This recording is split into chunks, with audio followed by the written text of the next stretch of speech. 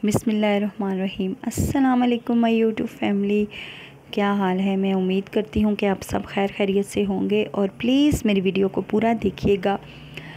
अगर देखनी है तो पूरा देखिएगा, स्किप ना करिएगा। और चैनल को जो भी कोई न्यू है सब्सक्राइब कर दीजिए। कोई भी वाईटी पे यूट्यूब पर शौक़ से नहीं बैठा होता। अगर हम शौक़ से होते तो 10 साल पहले ही होते, अभी ना होते। तो अच्छा, ये मैं बना रही थी कावा। मैंने आज से तैयार किया वज़न कम करने का, क्योंकि मैंने आज से 10-12 साल पहले अपना वज़न कम किया था। मेरा 70 केजी वज़न था, मैंने 50 किलो किया था, 20 किलो कम किया था।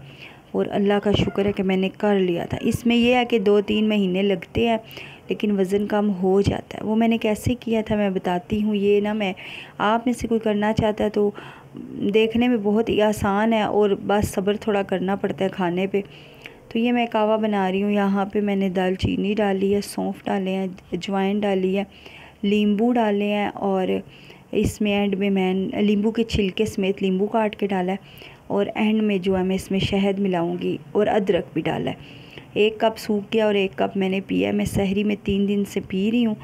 और इतनी जल्दी रिज़ल्ट तो नहीं किसी चीज़ के मिलते, हम मेहनत करते हैं तो उसका मिलता है रिज़ल्ट। तो आप में से अगर किसी ने वज़न कम करना है तो आप लोग भी ऐसे कर सकते हैं। और डाइटिंग मैंने क्या की थी, अब फिर कोशिश करूँगी कि नाश्ते में मैं आधी रोटी से ज़्यादा नहीं लेती होती थी। थोड़ी सी चाय या सालन और आधी रोटी अच्छा लेती थी। और दिल तो बहुत करता था, भूख भी बहुत लगती थी, तो आधी रोटी ही दिन को। पहले मैं उस टाइम मैं पुराने ससुराल में होती थी पहले शोहर के साथ, और फिर जब ज़्यादा ले लो तो फिर सब मज़ाक उड़ाते, तो फिर उनके डर से आधी ही लेती थी दिन को भी और आधी ही रात को भी। चावल, समोसे, पकोड़े, बाहर की चीज़ें सब कुछ मैंने बिल्कुल छोड़ दिया था, बिल्कुल छोड़ दिया था। दिल पे पत्थर रख लिया था। मीठा भी, सेवइयाँ, कस्टर्ड वगैरह सब कुछ छोड़ दिया था। और हाँ, एक कावा उस टाइम मिलता होता था, स्लिमिंग कावा, वो मैं उसके साथ पीती थी। तो खैर आधी ही चावल खाने भी होते थे तो आधी प्लेट से बहुत ज़्यादा कम, बिल्कुल 4-5 चम्मच खाती थी जब बनते थे, क्योंकि चावल हम औरतों की कमज़ोरी है। आप लोगों में से भी कई की होगी। तो अच्छा, मेरे चैनल पे जो न्यू है सब्सक्राइब कर देना। मेरे ख्याल में कह चुकी हूँ लेकिन याद नहीं रहता। तो यहाँ पे मैं अपनी सहरी बना रही हूँ। सहरी मैं ऊपर ही बनाती हूँ, इफ्तारी मैं सोकन के साथ बनाती हूँ नीचे मिलकर, और सहरी मैं ऊपर ही बनाती हूँ। एक दिन अकेले बना के कर लेती हूँ बैठकर जब से बच्चे गए हैं, और एक दिन जो है हस्बैंड की और अपनी बनाकर नीचे ले जाती हूँ। हस्बैंड नीचे ही करते हैं, उनके साथ सहरी इफ्तारी करते रहें, मुझे कोई फ़र्क नहीं पड़ता। वो उनके बीवी बच्चे हैं। मैं कहती हूँ बस हर किसी को उनका हक़ पूरा मिलना चाहिए।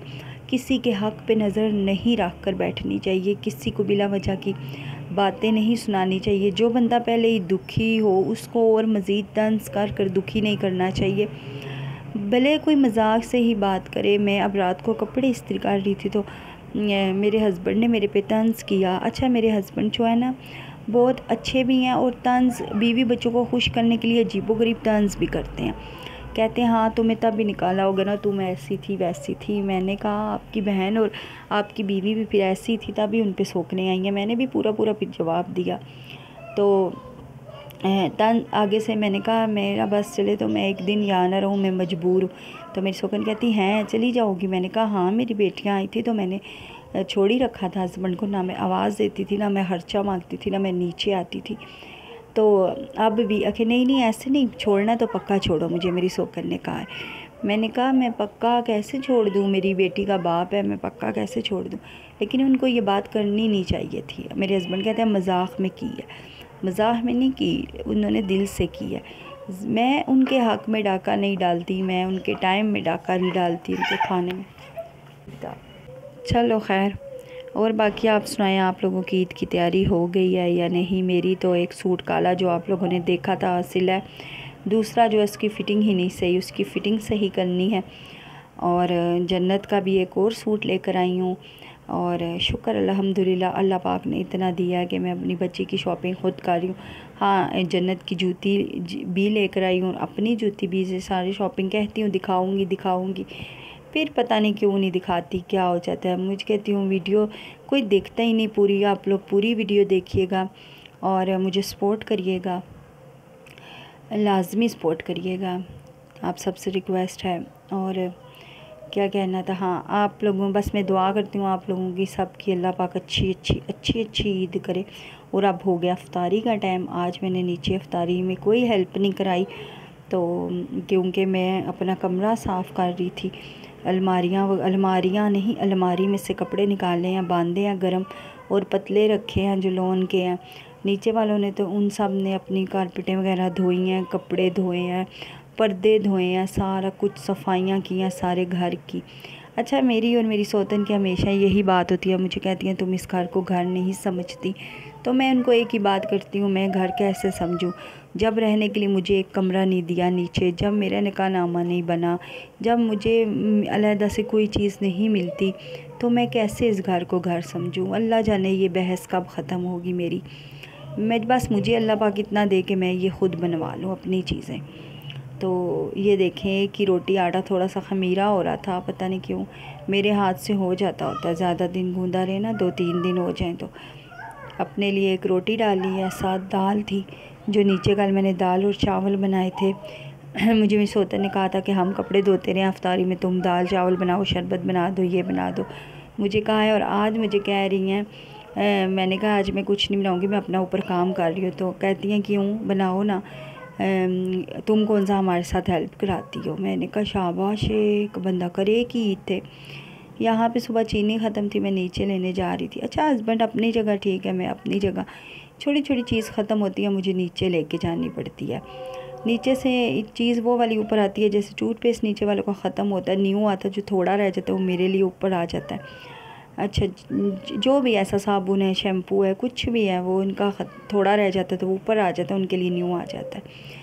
इस तरह की सौतन हूँ। फिर भी मुझे यही सुनने को मिले कि तुम यहाँ से चली जाओ, कब जाओगी। तो फिर मैं कहती हूँ ऐसी सौतन मिले ना, जैसी आजकल आसपास ड्रामे में आ रही है, रैम्बो की बीवी, ऐसी सौतन होनी चाहिए, जो हर चीज़ पे कब्ज़ा करके बैठ जाती हैं। मैं कहती हूँ वो ठीक रहती हैं, जो हर चीज़ पे कब्ज़ा करके बैठ जाती हैं ना, जड़ें भी लेकर चली जाती हैं, जैसे मेरा पहला वाला लेकर गई है, तो वो गुड रह जाती हैं। जो सीधी तरह गुजारा कर रही होती हैं, सीधी ज़िंदगी गुजार रही होती हैं, उनको ही धक्के पड़ते हैं। तो खैर,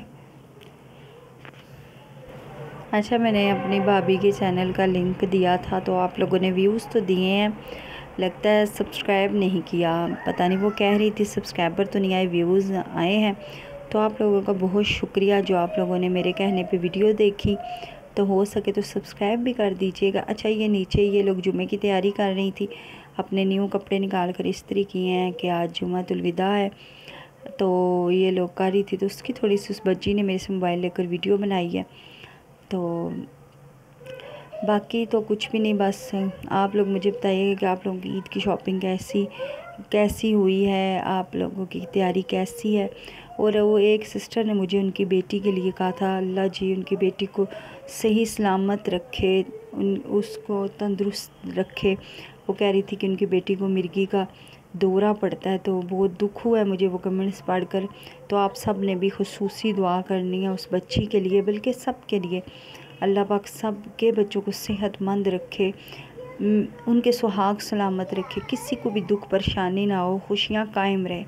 जो भी मेरी ये वीडियो देख रहा है वो भी खुशबाश रहे, खुशियाँ उनकी भी कायम रहे, अल्लाह पाक खुश रखे। बस मैं तो दुआ ही करती हूँ। मुझे बहुत दुख हुआ है उनका कमेंट्स पढ़कर, मैंने बहुत दुआएं की उनकी बच्ची के लिए, आप लोगों ने भी लाजमी करनी है। अब हो रही है वीडियो ख़त्म, तो यहाँ पे ये देख लें वो अपनी फ़्राक इस्त्री कर रही है, और अब मैं नीचे जाऊँगी। और आज तो मैंने बिल्कुल भी अफ्तारी में कुछ नहीं कराया, पता नहीं क्या क्या सुनने को मिलेगा।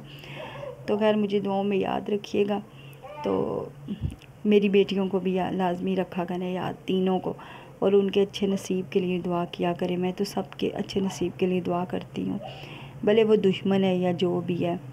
अच्छा, ये मैं और मेरी सौतन है, वो कह रही थी मेरे साथ कारपेट दिलवा दो, तो डलवाई है। फिर नीचे ये सारी इन्होंने धोई हैं उठा कर, और इसी की शायद ये है कि मैंने धुलवाई नहीं, तो ये सारी इन्होंने धोई हैं मिलकर।